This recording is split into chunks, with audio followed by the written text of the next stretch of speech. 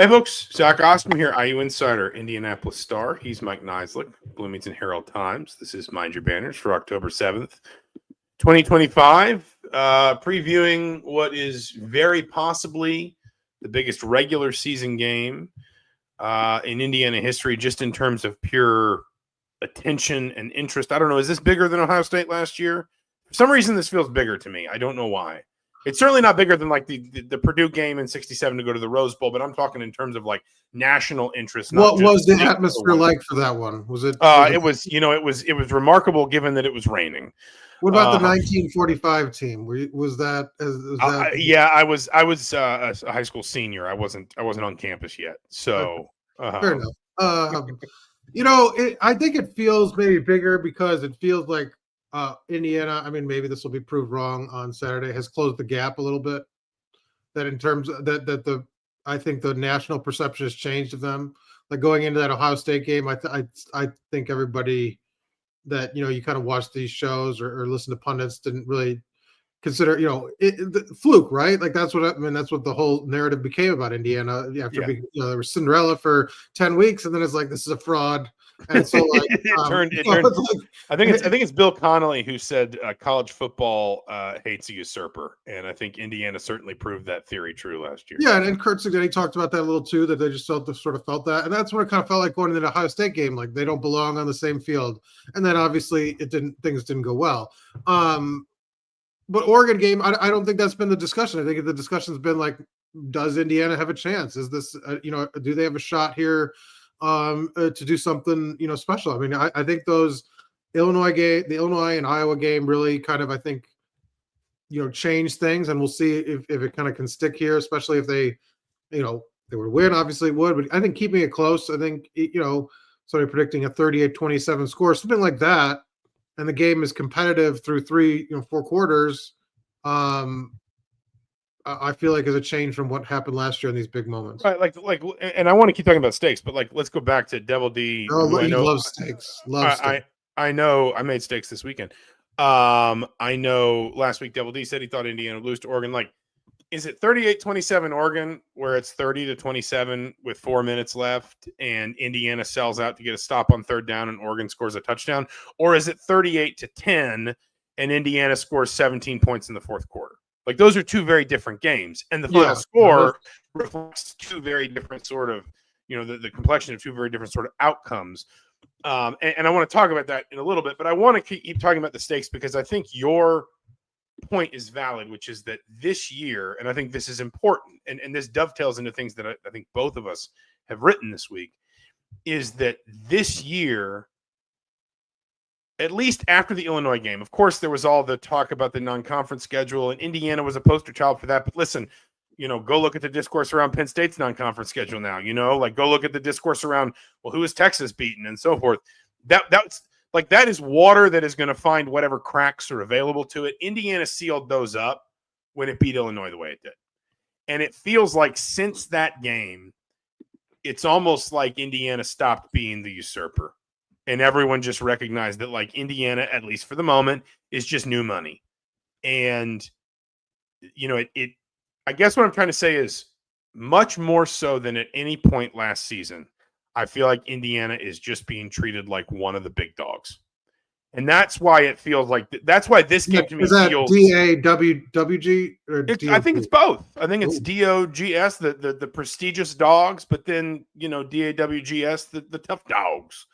You can get in trouble in that in college sports, in fairness, because you got Butler, you got Georgia. They like to call themselves the dogs. But anyway, we are not going to call the dogs on here. I hear enough of that when I go home and visit my family. But that's why it feels different to me. That's why it feels like bigger in a way, is because it doesn't feel like last year where it's like, we know Ohio State's good. A lot of people think Indiana's bad, or at least, Indiana's not this good. Can Indiana prove it? It just feels like this is a game between two of the best teams, two of the recognized best teams in the country. Well, then you talk about stakes, like now with Penn State stumbling, it seems to be, you're down to 3 contenders here in the Big Ten, and in terms of like especially for the Big Ten championship, the playoff, I think there's still discussion to be had. But like, man, if Indiana steals this one, like, how are they not I playing? mean, at that point they have an open road to Indianapolis. Right, that's what I'm saying. How are they not playing? I mean, basically, honestly, because if you want to look at Oregon's schedule too, and people who, I guess, if you don't know Indiana's schedule, like, off the top of your head, it's fine. That's our job, not yours. But Indiana after this has Michigan State at home, UCLA at home, Maryland on the road, Penn State on the road, Wisconsin at home, and Purdue on the road. Indiana will be favored in all but one of those games. And if Indiana holds the tiebreaker over Oregon, then Indiana can afford to lose one of them and still get to Indianapolis. And if Oregon wins this game that they're not favored in right now, I mean, that could tilt. Yeah, definitely. But either way, my point is Indiana still, because Indiana in this hypothetical, Indiana wins this game. Indiana has that one game cushion to go lay an egg at Maryland or to go to Penn State, and Penn State's desperate for the win and they pick it up, and Indiana can still. Because Penn State's got 2 conference losses, and neither Oregon nor Indiana plays Ohio State, the winner of this game basically has clear inside track to Indianapolis. Because if you look at Oregon's schedule from here, it's at Rutgers, Wisconsin, at Iowa, Minnesota, USC, at Washington. Iowa can be a little bit tricky.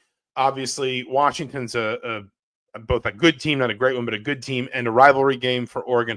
But one way or the other.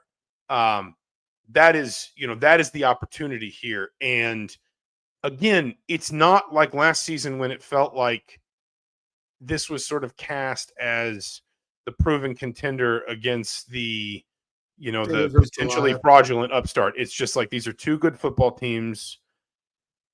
Let's find out which one's better. I mean, I saw I think Parker Fleming, Stats of War on Twitter, I think had this as Oregon 27, Indiana 26. Well, his win percentage, I think, was almost 55 to 45 or something. I think it was like 53-47 or 54-46. I mean, it was very close. Yes. So, it's just, I mean, and we'll talk about stakes kind of at the end in terms of like what this sort of means, I guess, like really big picture, both this season and like, because somebody asked me, I did like a USAT thing today. We're zooming out even past this season. We're going like out into the universe of the picture. But I had someone, I had someone, well, we'll save this. Let's talk about the matchup itself. I think it is worth just examining like the excellence that Oregon has put on the field since Dan Lanning became head coach. And thank you, Ken. We will get you to come set up our rigs next time around, our good friend Ken Bykoff. But Oregon has only lost 1 game under Dan Lanning. Like Oregon was, because Oregon's been around forever, it feels like now. Ken's coming with the threats, with the promises, dare I say. I think we forget that, like, Oregon, even when it was competing kind of at a semi-national level under Chip Kelly, there were still some shortcomings that they would paper over with having like elite athletes at a small group of positions and doing something that at the time was very like unconventional schematically in college football. And then there was that period, sort of the Mark Helfrich, Willie Taggart kind of period.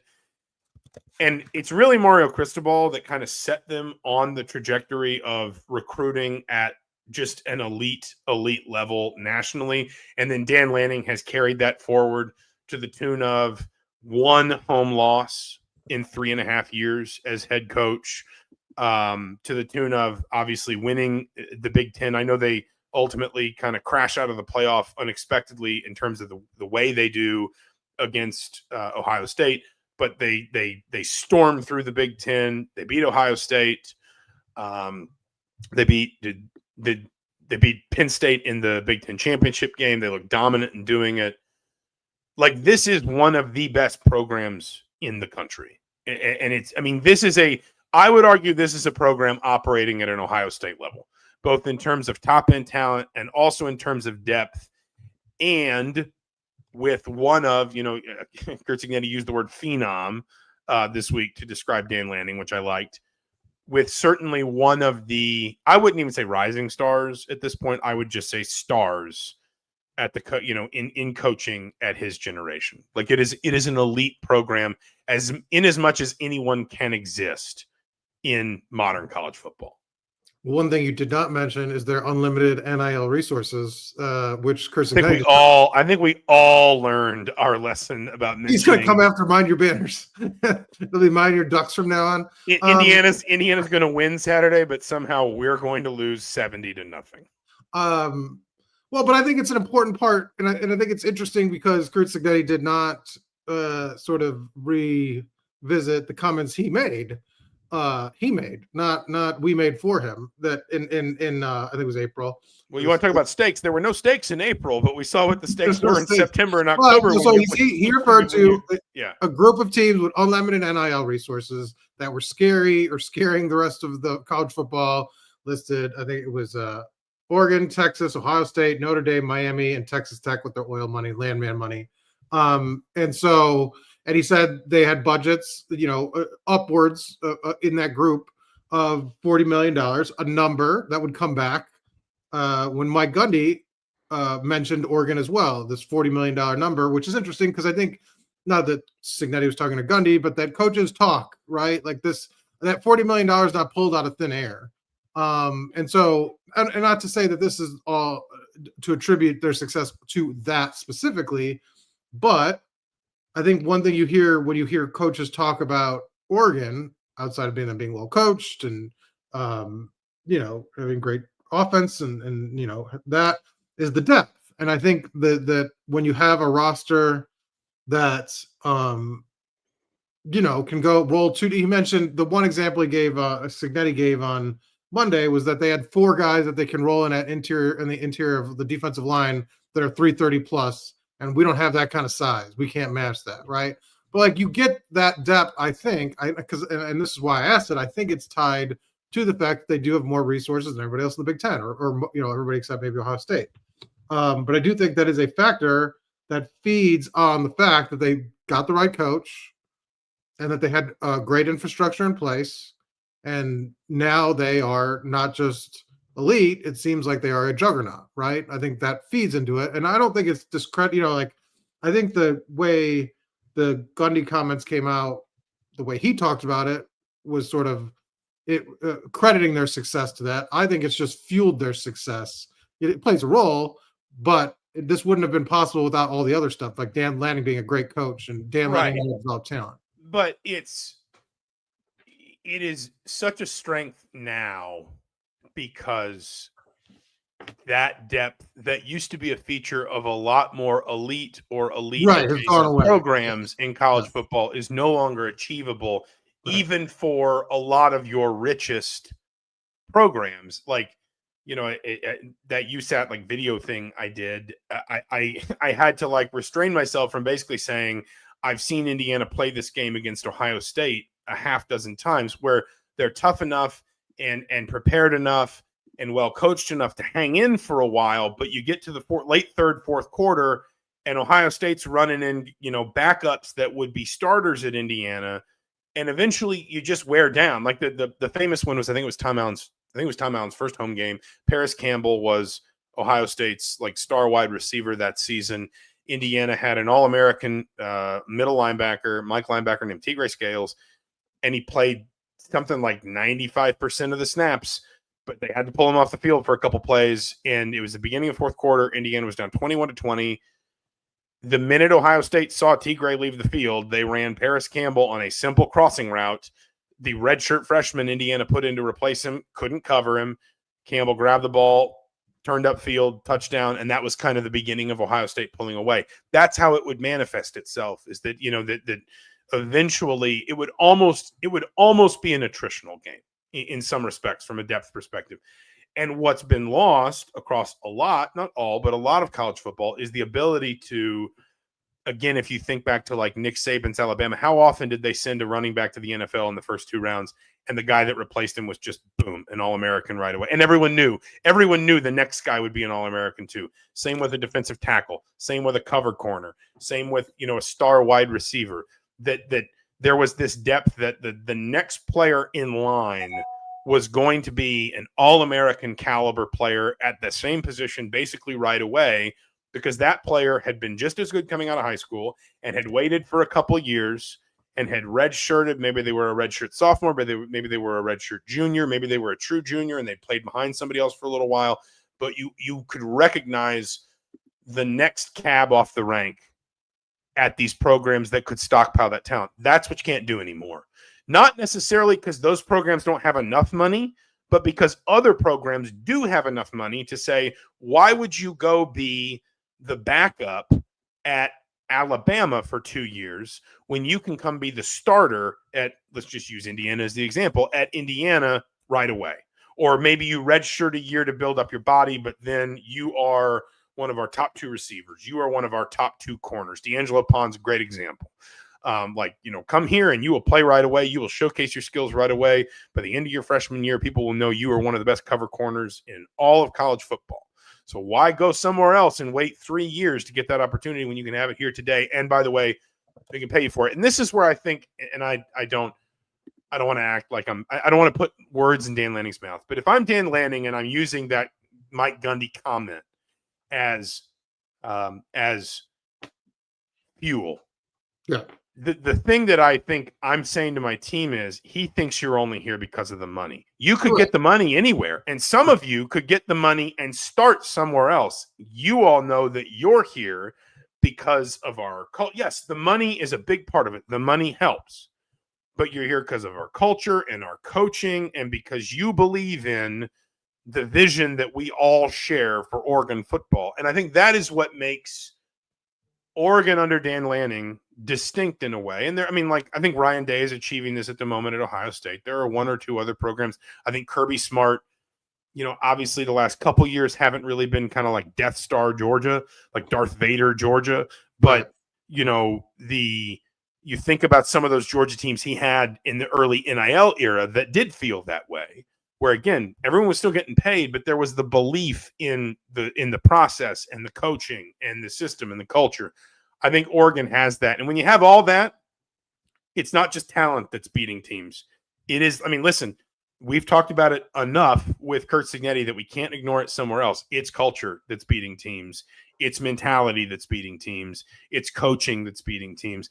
And I guess what I'm trying to say is, I've said this many times, one of Curt Cignetti's great superpowers as a coach is that his teams don't have a lot of letdowns, that far more often than not, if you beat them on your merits. Right. Like Dan Lanning's Oregon feels pretty similar. Again, I go back to the only team that's beaten them in Eugene since he took over as head coach was the team that then beat them again in the Pac-12 championship game and played all the way to the national title game. They don't lose games because they are like weak-willed or because they are soft or because they aren't prepared.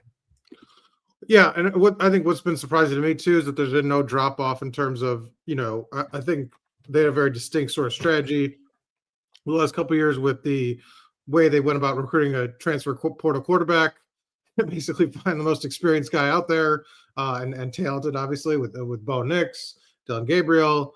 And then, Moore wasn't necessarily sort of, he had been an Oregon commit at one time, ended up at UCLA, comes back, waits his turn, and then they don't go after another guy. They kind of identify him, and, he's completed, I think, 74.6% of his passes. I think that's second best in the FBS. 14 touchdowns, 1 interception on 134 attempts. It's just really impressive in terms of being able to kind of roll with him and, not having any sort of significant drop off. They beat Penn State 30-24. I know they had to come back, but on the road, I think that to me is kind of the biggest difference between this team in the last 2 years is where they had a quarterback that had seen everything, kind of like Curtis Rourke, where it was just like, this guy is, and they were even higher because obviously they played in Power 4, but like Dante Moore didn't have that. He kind of struggled, obviously, as a true freshman at UCLA. But they developed him behind the scenes, and he looks really, really sharp. And that makes us that because they've got the talent everywhere else that we've kind of said. And maybe the biggest question mark was what Moore looks like, kind of coming out of the gate, like Fernando Mendoza. And he sort of answered all those questions, I think, right away. But even like I actually, I don't want to say he deserves more credit than Mendoza. I think he deserves a different kind of credit than Mendoza, because like for those who don't know, and you kind of talked about it, Moore was like an elite prospect out of high school. Like there were people that considered him the best quarterback in the class. He went to UCLA. He's from Detroit, but he went to UCLA, and his freshman season, and I can't remember if he redshirted or if this was just his true freshman season, but like 2023, he attempts 213 passes, 1,610 yards passing, 11 touchdowns. It's not like he's playing at UCLA, but he also throws 9 picks and he takes like an eye-popping 25 sacks. And again, we talked about this with Fernando Mendoza too. That can be your offensive line, but if you're taking a sack more than once every 10 dropbacks, that is a quarterback too. Like that is kind of total system failure when it comes to like the synergy of pass protection. And he transfers to Oregon. Neuheisel calling the plays. So I mean, he didn't have Jerry Neuheisel calling the plays. Yeah, that's true. That's true. But he goes to Oregon, where last year he attempts 8 passes. Like he intentionally sits. And as you say, they really develop him. That they give him time, and it's sort of like it's a weird melding, right? Of the transfer culture of let's go get a potentially elite QB out of the transfer, but then also like the program culture of, and then let's sit him down for a year and let's really develop him under a really good offensive coordinator. Let's not put too much on him too soon. Of course, Dylan Gabriel obviously gives them that security blanket, but it's a credit to everybody that the program doesn't feel compelled to force anything out of a one-time 5-star quarterback. And the one-time 5-star quarterback is willing to sit for a year, be patient, and say, when it's my turn, I'll be ready. And now, as you talk about, they had that they had the confidence in them because they didn't go after anybody. I mean, that shows. No, I mean they bought into it, right? They bought into the idea of, he did what we asked. He's gotten better. There were all these growth points from a season where he probably got overexposed at UCLA to a season where he was totally underexposed in his first year at Oregon. But like they believed he was ready, and obviously justifiably so. I think he's only taken 1 sack this year too. That he got sacked in the Oregon State game. That's it. And I mean, like that's to take 0 sacks and throw 0 interceptions against a Jim Knowles Penn State team. I understand what they did the next week. Like I get that, but the talent is still there. Jim Knowles did not like forget how to coach football overnight. Like there's obviously some more, and they had to leave from Harrisburg. So I mean, like that. I mean, obviously, kind of throws your whole defensive game plan off. I don't know how you I don't know. But I mean, 29 of 39 for 248 and 3 touchdowns in a whiteout game at in Happy Valley.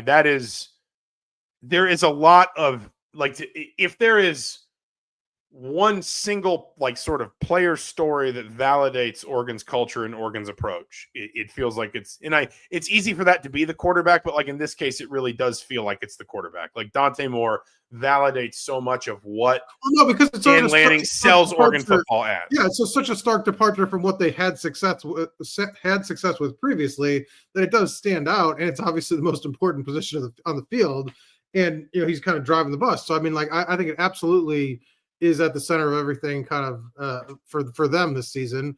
I mean, on the flip side of it, what do you think? You kind of mentioned that they haven't given up sacks, but they haven't got very many sacks. I don't know what kind of their pressure number looks like. What do you think is the key to that? Is it just trying to muck up the pocket and try to get more pressure than, Indiana didn't generate necessarily a ton against Iowa, but that was more kind of the stylistic kind of offense Iowa ran. Like, what do you think here is the key for Indiana to try to be in this game and compete? Yeah, we were talking with, and this is a teaser. I know we've mentioned this. It's probably going to be, I think Thursday is when we'll probably publish our podcast with your good friend James Crepia from the Oregonian, who's covered Oregon for the last several years. And at one point I posed James kind of the question of essentially, do you think Dante Moore has seen what Indiana can do schematically from a pass rush standpoint and from a disruptive standpoint? And he said, he pointed out Penn State's got first, second, third round talent on its defense. And I don't think that's unfair, but Indiana and Penn State have both played the same number of games now. Indiana has 16 sacks as a team. Penn State only has 12. Indiana has 10 more tackles for loss than Penn State has. I know some of these numbers are inflated by what happened last weekend, but listen, like it also happened. Indiana opponents are converting less than 24% of their third downs. Penn State opponents are converting 40% of their third downs. Again, I know that the UCLA game inflates that number, but maybe the UCLA game should also, maybe the UCLA game should also inform how we sort of feel about these two teams. And Indiana is allowing a fair bit fewer explosive plays, especially plays of 10 and 20 plus yards, than Penn State is.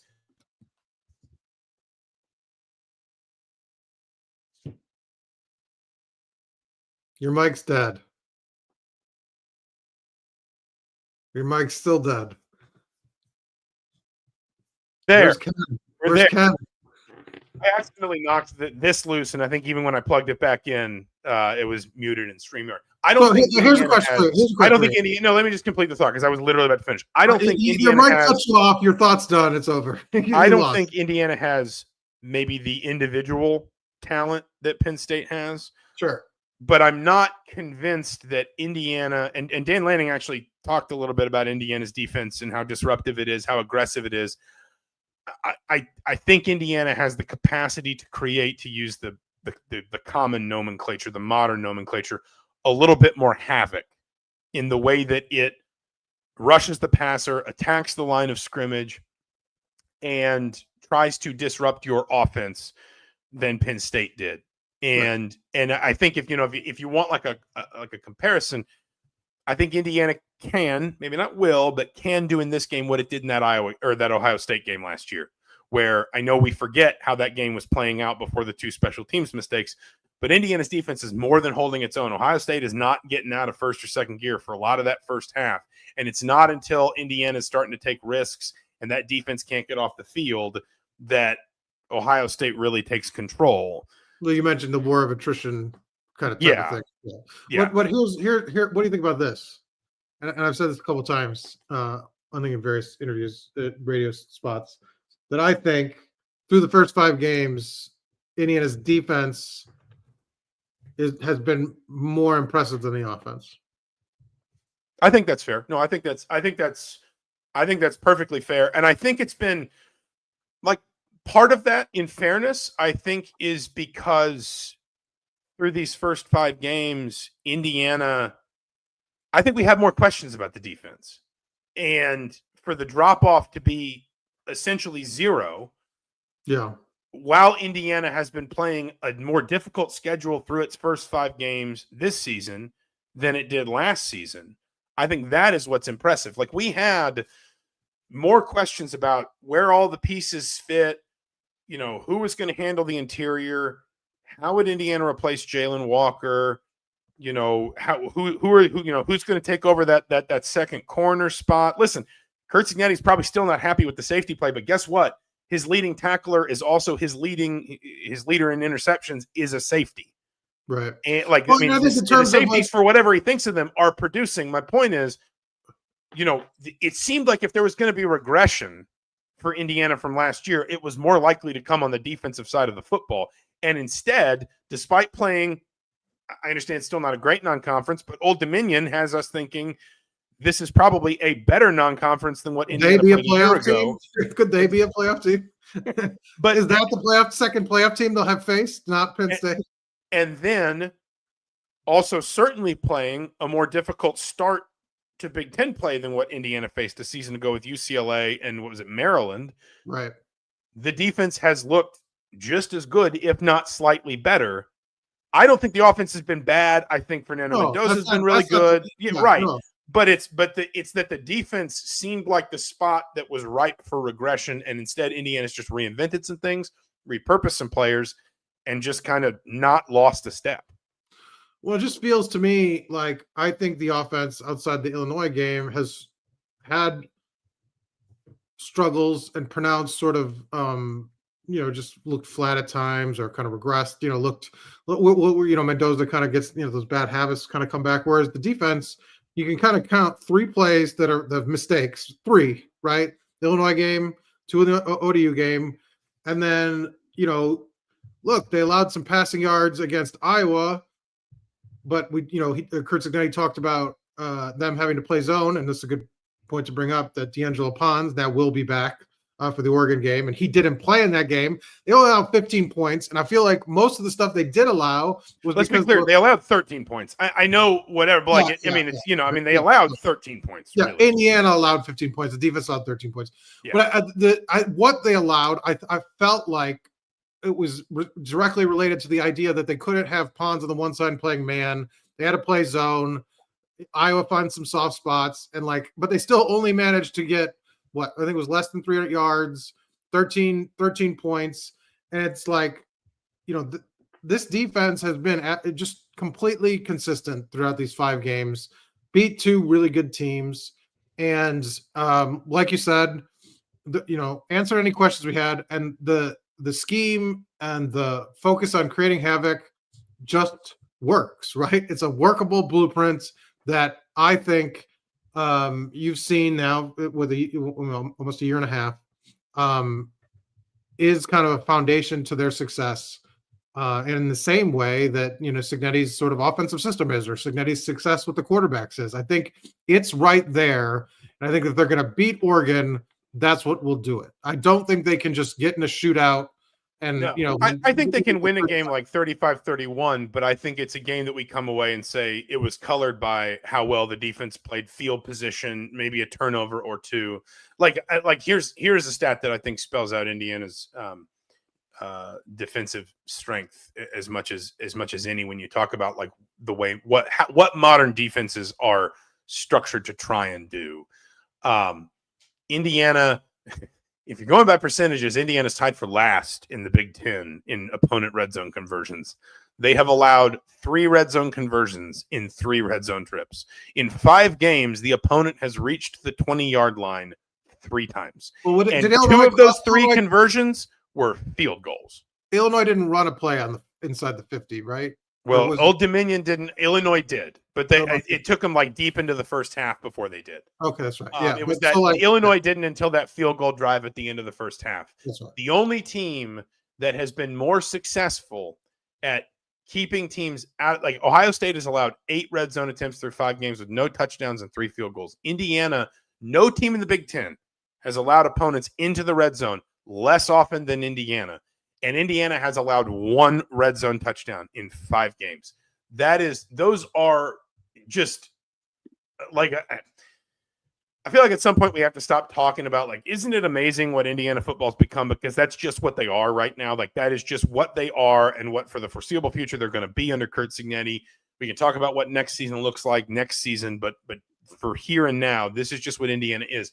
That is an elite number defensively. Were you only looking at Big Ten? Because that's the top. Big Ten. Yes, I'm talking about Big Ten. Well, that's the top nationally. Okay. Well, so it's even better. And the 2 teams that they're keeping company with in the Big Ten are Oregon and Ohio State.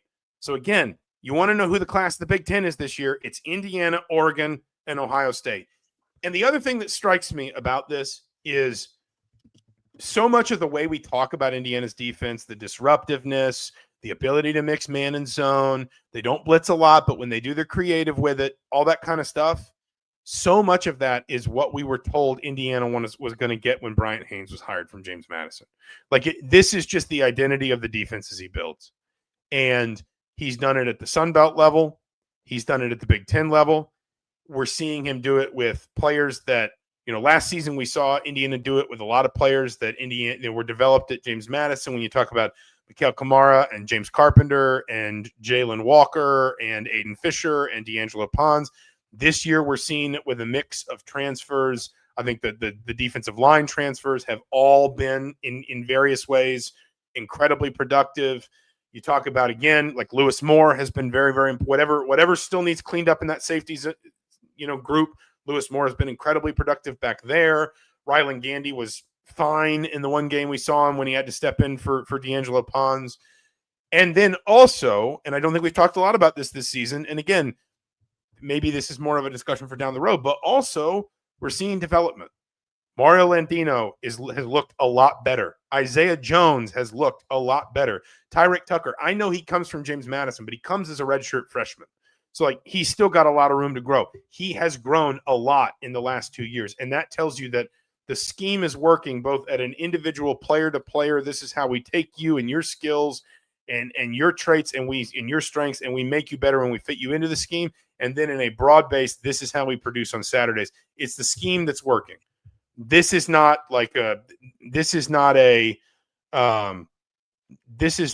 a sort of it's all the players or it's all the plan. It is just a really well-coached, well-developed group that has, I mean, I would argue like the Notre Dame game is the only one that I think really you feel like Indiana's defense has been that exposed, right? And I mean that game is colored a little bit by the long run, but really what Indiana can't slow down in that game is Riley Leonard. Like that, like really what Indiana cannot slow down in that game is the quarterback power and the way that Notre Dame is able to sort of just like almost just like paper cut Indiana to death. If you remember how many like second and short and third down conversions and stuff like that, Notre Dame builds that game off of. Indiana doesn't go down 27-3 in a flash. It happens over the period of several sustained drives. That's the only time that I would argue Indiana's defense has looked just kind of like overpowered or outmatched. And even then, let's not act like they got just completely swept away. They could not get the push they needed in a difficult road environment against a team that eventually played for a national championship. Even that Ohio State game, I say, Indiana's defense is more than holding its own in that game. It's not, the dam doesn't start to break until the two special teams mistakes just, kind of totally undercut the comments. Kamara, that's it's funny. Yes, I think production wise, sack numbers obviously down, but like if you watch that Iowa game and I had the binoculars and you were kind of watching kind of his snaps, like you're like Derek Dooley. Here comes Rommel. Yes, dealing with a lot of double teams, and they are scheming him out of the game, but he's still like if you go to Pro Football Focus, and I know it's not the NWL, but 15 pressures leading the team. His pass rush win weight, easy for you to say. Nope. Try one more time. Win rate is 21.3%. My win weight isn't what it used to be for the record. It's ranked top 15 among edge rushers in the country. So, and I think part of the reason why those other guys have been so successful is the focus on him. Like Landino leads the team, I think, with 5 sacks. He's second on pressures. They've got 3 other guys with multiple sacks. 4 guys with multiple sacks. Kamara only has 1. But I think it's a part and parcel because he earned the respect. Last year, leading the league, leading the FBS in quarterback pressures. So I do think it's not totally fair. Like, yeah, like would you want to see more sack numbers? You want to see more production? Sure. But he's facing a different kind of look than he did last year. Like teams know who he is and are purposely trying to take him out, but he's still doing a lot to sort of help this defense. It's a little bit like D'Angelo Pons hasn't had a ton of big moments, and it's just because teams are throwing away from him. It's a little bit like a great cover corner where sometimes silence is reflective of success because the other team is either just saying we are not going to engage. There's no point because only bad can come from it. Or they're saying, to your point, this is the guy we can't let beat us. I think one of us said that on a podcast earlier this year, that there's been a conscious decision made from opponents, from Indiana opponents to just say somebody else is going to beat us. And if you look at it, like, I know PFF's not the end all be all, but it is a different perspective than just looking at raw numbers. You mentioned like some of his pressures and things. He's still, of Indiana's 3 edge defenders that are listed on PFF, Kamara, Stephen Daly, Kellen Wyatt, he's still the highest graded, like comfortably. Yeah. And especially against the pass. Daly and Wyatt have both graded out very well against the run, which isn't a surprise. Indiana's been one of the stingiest run defenses in the country. And actually, I think, you want to talk about as much as it's like, oh, Indiana needs to get to Dante Moore and force some mistakes and all this, I think like the run game is an area where Indiana's been really, really good that I think comes up this weekend, because Oregon can talk about strength and depth. If you're going 3 and out, 4 and out, it doesn't matter how many good running backs you have. Like if you can't give them the ball, it doesn't matter. You don't wear defenses down if they are constantly putting you in 2nd and long and 3rd and long, and you're passing the ball and they're getting you off the field. Then your depth is just standing there on the sideline watching. And I think it's like the Indiana's run defense, and again, like let's go back to just these are like the national numbers, and this is reflective, by the way, of what Indiana was a season ago. Indiana was one of the best rush defensive teams in the country a season ago. Indiana's 17th in the country, allowing 88 yards per rush, which is, again, obviously still going to be a little bit reflective of where we are in the schedule. As conference schedules shake out, that will increase a little bit. They've only allowed 3 rushing touchdowns through 5 games. They're only allowing 3.2 yards per carry. Like Indiana has forced teams into disadvantageous situations. Do you want to know how you make a really efficient, accurate passer inefficient? You make him face 3rd and 10, or you make him face 3rd and 11 or 3rd and 12. And do you want to know how you negate a team's athletic strength or athletic advantage or depth advantage? You keep that depth on the sideline. You keep that athleticism on the sideline. And I think if Indiana can consistently get Oregon into disadvantageous 3rd downs, even tweener 3rd downs, even like 3rd and 6 or more, then and force Oregon on a high success rate in low percentage situations, that's where I think Indiana's got a chance to, again, maybe the game ends with a fair few points on the board, but at least some of those points on Indiana's side are created because of short fields or turnovers or mistakes that lead to that make it easier for Indiana's offense. Yeah, no, I agree with that. How much, what do we got next? Do we have anything next? We want to go to predictions? I think Mendoza, I think you have to talk about Fernando Mendoza. Like, I mean, justifiably, these are 2 quarterbacks that, like, it's funny because we began this season with, sorry, I'm trying to draw up the chapters here. We began this season with, this, what was perceived as this elite class of quarterbacks. Arch Manning, Cade Klubnik, Drew Aller, there were 1 or 2 others, Nico Iamavea, this sort of elite class of proven quarterbacks, and each in his own way has really failed to live up to that, that expectation thus far.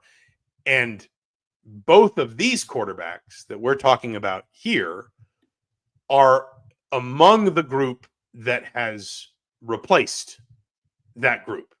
You're talking about 2 quarterbacks that are both in the top 10 in completion percentage, 2 quarterbacks that I think are both, yes, they're both in the top 10. In fact, they're both in the top 6 in quarterback rating. They are among the most efficient quarterbacks. Like, there are only 3 quarterbacks in the country with at least 13 touchdown passes and only 1 interception. These are 2 of them. Ty Simpson at Alabama is the other one. These are 2 of the sort of, maybe we weren't talking about them at the beginning of the season, but we certainly are talking about them now as Heisman candidates, high draft pick candidates, players at the most important position on the field that are among the best in the country. And I'm not picking on anybody else, but it's not like these numbers are because they're not, their teams aren't giving them too much to do. These teams are winning because of their quarterbacks. Like there's been a lot of talk around Julian Sayin, for example, who's very young at Ohio State. I'm not faulting Ohio State for the way they've handled him, but that maybe Ohio State is able to kind of bring Sayin along slowly, expand slowly what they ask him to do. No, these 2 teams have said to both these quarterbacks from very early on in this season, we go as you go. And Dante Moore is getting a lot of justified press for this. So is Fernando Mendoza. It's interesting to me, and I don't think this somehow, I mean, maybe it will. I guess I would be surprised, but it was funny to me when I did that USAT thing, the USAT USA Today thing earlier today.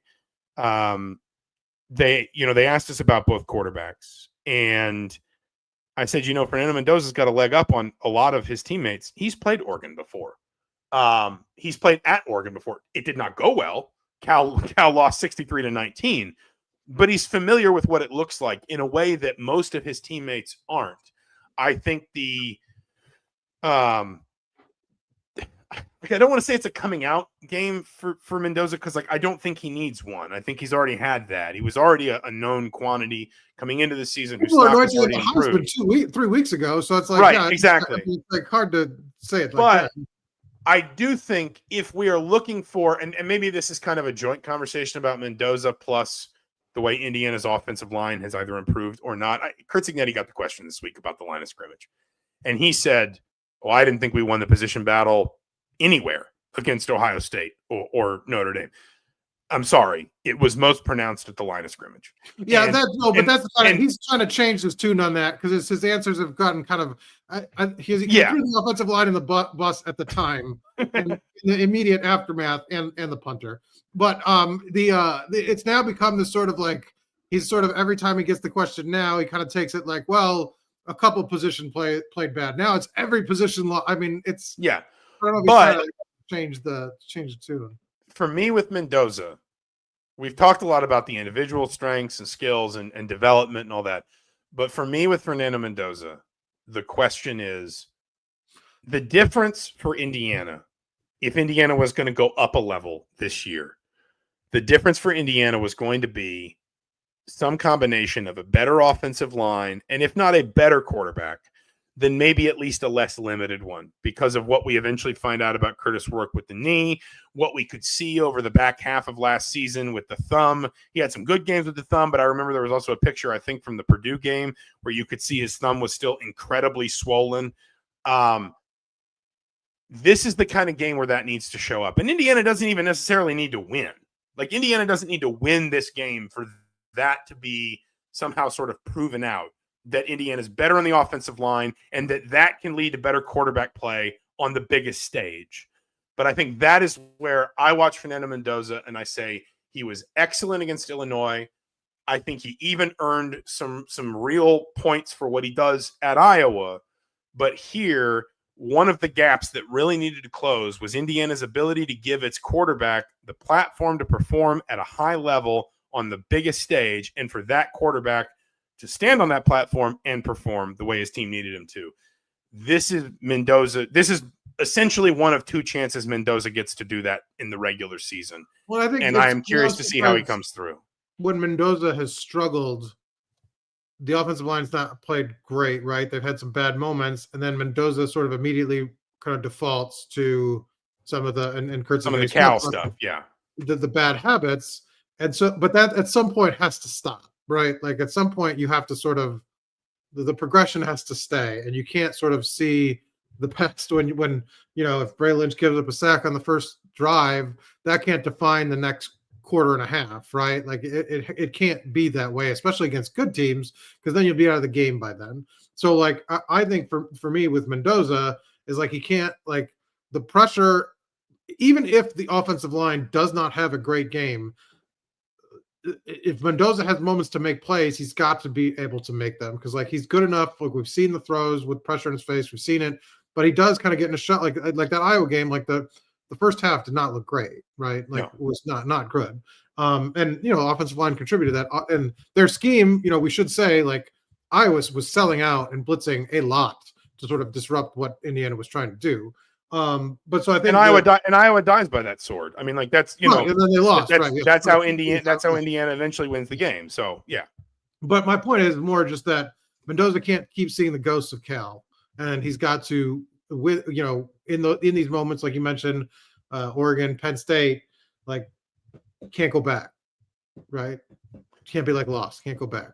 And what I wonder sometimes in games like this is, where does Oregon see Iowa sell out, as you say?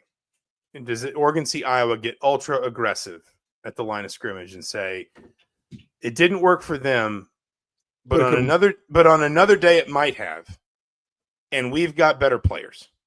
We've got better athletes, we've got more depth. So maybe we'll do that.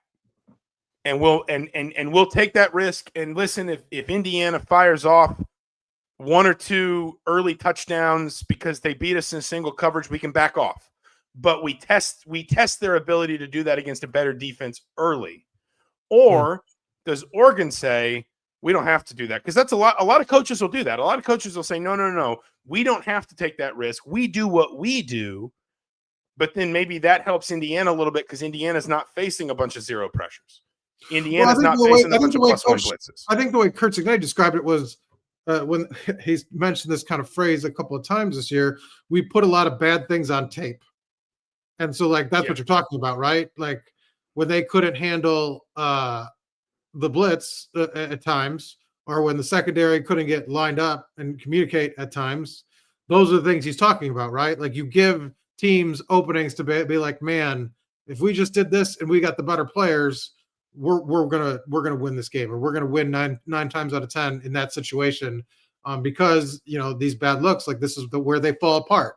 And so that's why I think Kurt Cignetti's talked about a couple times this year being very upset, even though the scoreboard obviously has not been upsetting, that, like, look, these are the moments that come back to haunt you later, because now Oregon has a blueprint, if they want to use it, of what we're capable of blocking or defending. And so I think those two are where he's used it in the context of the safeties, kind of the problems they had, and the offensive line. But sometimes also a team needs to see its weaknesses to improve from them, right? Like sometimes, that's like that. Sure, yes, that's the ultimate hope. Better over the, Kirk Cignetti did not sound. That was not the way Kirk Cignetti framed that. He would rather not have those. I get that, but no coach is going to be like, "Man, we looked bad. I can't wait to look better later in the year." Every coach in the history of football is going to have the urgency of, if you don't get this fixed, we're all doomed. Like, that's the football coach mentality. But a team could have limitations, and because I do think when you're looking at the offensive line right now, the right side has struggled. Right. And so, like, if that's what you put on tape consistently, like, and maybe you can't get better, or maybe there is a lower ceiling than you thought, or like the safeties, like we talked about the communication, like, they don't have any backups, right? All they've got is what they've got.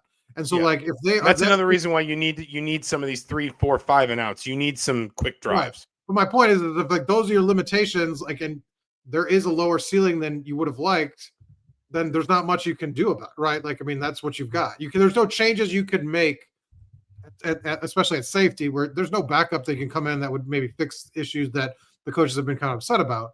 Less so against Iowa, but I'm just saying, like, yes, the hope is that you learn from those and get better. But like I said, he did sound concerned about some of the things in those two areas. No doubt. The question is basically just, and this is an answer he'll never share with full honesty with anyone in public, is, does he think they can get fixed? Right. Because, like, if you're a coach and you think they can, then you're not gonna be like, oh, don't worry, it's gonna be fine. And if you're a coach and you think they can't, you're not gonna be like, yep, that's it. They're like, everyone should attack us right here. Right here is where we are vulnerable. It's just like, and that is what makes, and maybe this is a natural place to wrap this up, unless you've got other business. But just to kind of wrap with some final thoughts, that is what makes games like this so valuable, and really, especially in the playoff era, where you can lose this game if you're Indiana. I would argue you can even lose this game 41-20, and still be comfortably in the playoff conversation, because there are 12 teams, and 2 of the conferences are going to dominate, the conversation and the competition, and you're in one of them. And you've already got quality wins, and you're going to have opportunities for some more. And so, like, that is what makes games like this used to be elimination games. Now they are find out games that sort of say, like, exactly where is this team's ceiling? Exactly where. Well, but to your point, Indiana played well enough in the first 5 games, so it's not an elimination game. It could have been. If they lose that Iowa game, it might have been. Or, they lose that Illinois game, it might have been. What we've talked about the last couple of weeks, they've taken that pressure, and now they can go and make it a prove it game, and they can play, I think, a little freer without that on their back, that they don't have that. And that is like the last, like, that is the one narrative piece that fascinates me. And I know I've talked about it here before, so I won't go crazy with it again. And it's something I'm going to write a little bit later in the week too, is, the pressure was on Indiana at Ohio State last year. The pressure was on Indiana against Michigan. The pressure's on everybody when you're in the playoff. Like, there's no low pressure playoff game, right? Indiana can go lose this game, and as long as they don't just as long as they don't get Illinois level embarrassed, nobody's going to think that differently about them. Now, they might drop a spot or two in the rankings, but nobody's going to think that differently about them on Sunday. No. So this is a first in Curt Cignetti's tenure that Indiana is playing a game of any meaning without a ton of pressure. Or downside or negative, like there's no, like the fallout can't really hurt them, basically. And sometimes, I mean, listen, sometimes that can be a problem, right? Like sometimes that can cause you to lose a little bit of that edge, a little bit of that urgency. But sometimes that can also let you go out there. I think Indiana was this way a little bit in the COVID year in that Ohio State game, and they lose that game, but they wind up losing it. It's one of the games of the year in the regular season. They lose it 42-35. They gain a ton of credit for it. And in a playoff world, that would have been almost like a successful loss, because it would have been, okay, is this team for real? Well, look they just went to Columbus and gave Ohio State everything it could handle. And I think Indiana did that in part because Indiana did play a little bit loose and a little bit free. I think we both predicted this game as a loss in the preseason. Have you seen anything that changes your opinion? I still think Oregon edges it out. I think it's going to be a close game. I think I don't know. I had 24-20 Oregon winning, but I thought it was 34-20. So maybe I did a typo. But I thought, around, like we said, kind of talked about how the game unfolds. That's a close game, but Oregon maybe wins by 2 possessions or double digits, and that's kind of how I see it now. I do think that they should be in this one, and it wouldn't surprise me, 55-45. We talked about that win probability. That feels sort of right now, that feels where this game is. But Oregon is the 55. And so that's kind of where I feel like, 31-20, 34-20, somewhere around there. But that touchdown late, it's not like 34-7 and like the Notre Dame game where they scored 2 touchdowns in the last 8 minutes or whatever to even the score. It's more of a game that Oregon closes out with the push it. I had 34-19 Oregon, and the reason I picked 19 was because I imagined a world where maybe Indiana gets held to a bunch of field goals that it regrets not turning into touchdowns, or it has to go for 2 at some point to feel like it's got to bridge a certain gap, and it doesn't get it. Indiana winds up with one of those weird scores where they're never really out of the game. But the other team is dictating how they're playing and how they're scoring consistently enough that they just can't really kind of get a foothold and really threaten. I could see a world where this is a 1-score game. I don't have trouble with that because I do think Indiana's better offensively than it was a season ago in a lot of respects, particularly in the ground game. And listen, Oregon is a really tough defense. I think, if I'm Curt Cignetti, I suspect that one of the reasons he mentions the size of Oregon's interior line is Oregon, like Iowa, does not allow a lot of long rush plays. They've allowed 10 rushes of 10 plus yards, 2 of 20 plus yards, and 1 of 30, 40, 50. So they must have allowed just one really, really long run because they've got 1 of 70, 60, 50, 40, 30 plus allowed this season. I don't think that Indiana gets to just pop off big run after big run on this team, but I think Indiana can flip some fields. I think Fernando Mendoza will make at least a few really, really good throws. But again, Oregon at Autzen under Dan Lanning, I mean, it just now. I guess if you want one bit of hope, and I'm throwing a couple of predictions up here while we finish up, and if anybody's got others, throw them in there. If you want one bit of hope, the one game that Dan Lanning has lost at home as Oregon head coach, and admittedly it was in his first season, if I'm not mistaken. I'm almost certain it was, maybe his second. I think it was his first. Was to a team with a pretty similar profile, right? An experienced playmaking quarterback, an offense-minded head coach who had a really good staff that he'd been with for a while, at least a fair few of them. That was, I think it's fair to say, with the benefit of hindsight, taking a talented group and probably coaching it and scheming it beyond what most coaches, what most staffs, getting more out of that roster than what most would have. And I'm talking about Washington under Kalen DeBoer and the Michael Penix. I guess that actually would have been, I believe, Dan Lanning's second season because it was the last year of the Pac-12 when Washington goes to the national title game. The point is there are some pretty distinct similarities between that Washington team and this Indiana team. But on the other hand, that's the Pac-12. That's a rivalry game. Travels is not quite as much of a concern and so forth.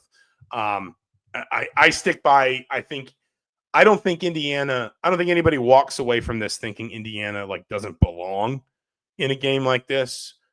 But I also think Oregon wins, and I wouldn't be shocked if in the end, maybe because of a late score, maybe because of just sort of the dam breaking, Oregon wins by a couple scores. Yeah, I think we're aligned in that. Pretty. You what? Yeah, I agree. You broke up there for just a second. No, I was afraid I'd lost you. It's the direction of my mic. It's not right. I got to get. That's right. We got to just put it behind you. Put the microphone behind you. That's what Ken wants us to do. He's Mike Niziolek. I'm Zach Osterman. We will both be, as you would expect, at Big Ten Basketball Media Days up in Chicago later this week. As I teased earlier, we will also have that Oregon directed podcast with James Crepia later in the week. Mike and I were both in on that. Didn't get any of Mike and James's old war stories. Unfortunately, we'll save that for an off-season podcast. We could off-season. Whoa. We could do it when the Indy. That's true. We could be making new war stories by then. Yeah, that's right.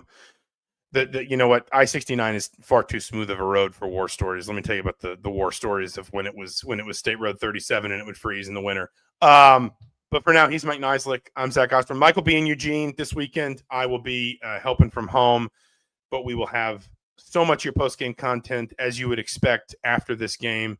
For now, thank you so much for everyone who has been watching on the live stream. Thank you so much, everyone who's been listening to this as a podcast. We will be back next week for the Indianapolis Star, for the Bloomington Herald Times. I'm Zach Osterman. He's Mike Niziolek. We'll talk to you soon.